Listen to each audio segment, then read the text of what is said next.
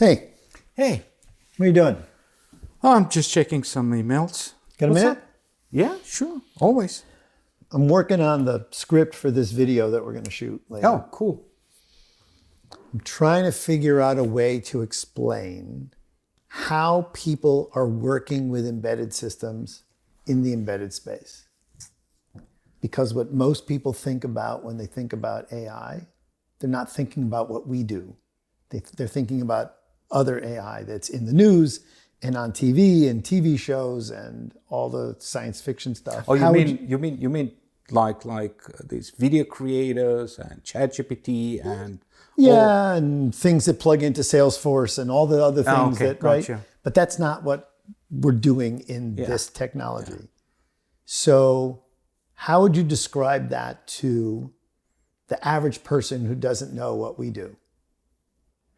That's a good question. As you said, embedded. Embedded means actually that we do have limitations, physical limitations, right? From a memory footprint, from a CPU performance, and so forth and so on. Those nice tools that are used, you mentioned, those are cloud-based. What we are doing on the embedded side is an endpoint, right at the place where the action is happening. You know that, right? Yep. So this is the way I would actually explain that to a normal person. What is embedded AI? Endpoint AI. Endpoint AI means I do have the intelligence in place, but the intelligence needs to be implemented in a physical limited space. As I said, from memory, from performance, energy perspective, etc. Right? So that's the first thing. The next thing is from a type of AI. What kind of type of AI I can use there? We do have three major fields within AI. The first one is when your system is using sensor signals like pressure, speed, temperature, whatsoever, right? We do have a data set, signals that needs to be considered and needs to be evaluated, analyzed, and then use those outcome within the AI model to distinguish between what is normal or, for example, what is actually anomaly. How can I detect anomaly in my system where I cannot immediately measure that point, right? Like you said, actually, in one of the discussions today we had in an HVAC, leak detection. I'm not measuring directly the leak detection, but I'm getting that information out of analyzing other signals that I do have in my system available, right? So this is exactly where the data analysis and the combinations, detecting the patterns within the data sets is done by using AI. That's the real-time analytics field of AI, for example. And then you do have the next one, where you would like to command your application. I'm using typically, my favorite one is the coffee machine, where I say to my coffee machine to make me an espresso. So we are landing immediately into the language processing type of AI, right? So that's voice. This is what we are offering at Renesas. And the third, last but not least one is the camera-based. You want to detect objects, you want to identify persons, your pet, for example, sitting in front of the door, or you would like to identify the package guy who is delivering your packages, or you want even to identify that there are packages in front of your door, right? And get an indication on your, for example, smartphone or whatever, that you have package sitting in front of your door. That's a vision field. Right. And do you have tools to support the development of all of these things? Oh, yes, we do have. Latest, we have released two tools for the so-called bring your own model.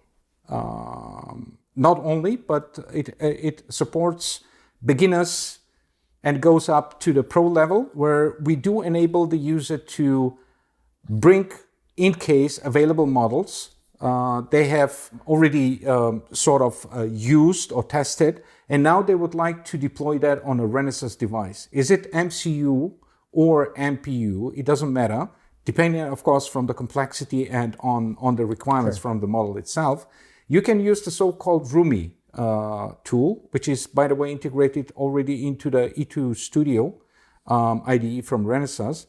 And it provides some optimizations functionalities like quantization, for example, reducing the memory footprint, and it enables some boosting of the CPU performance by generating a C code automatically heterogeneously. Means if the MCU or the MPU has a AI accelerator, like the RA8P1 device that we have released, I think it was 1st of July this year.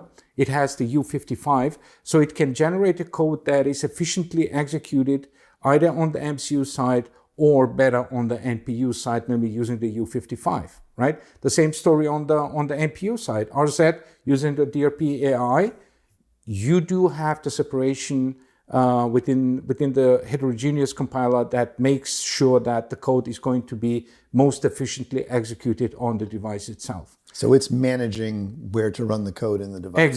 Exactly. That's the one thing. The other thing is, of course, the well-known, meanwhile established Reality AI tools we have on the market since a couple of years, meanwhile, right? Right, but that's not for vision or sound. No, that's for real-time analytics. Each and every time when you do work in a system where you do have exactly those sensor signals, right? So you can use this to generate a dedicated space vector machine code, which is very ML optimized, a small footprint, a fast inference execution, low power on low power devices actually. And additionally, as an extension, you do have the so-called Reality AI utilities tool that enables you to see the model running on real time in your reference hardware. Okay. Right? So we have vision, we have audio, and we have streaming data.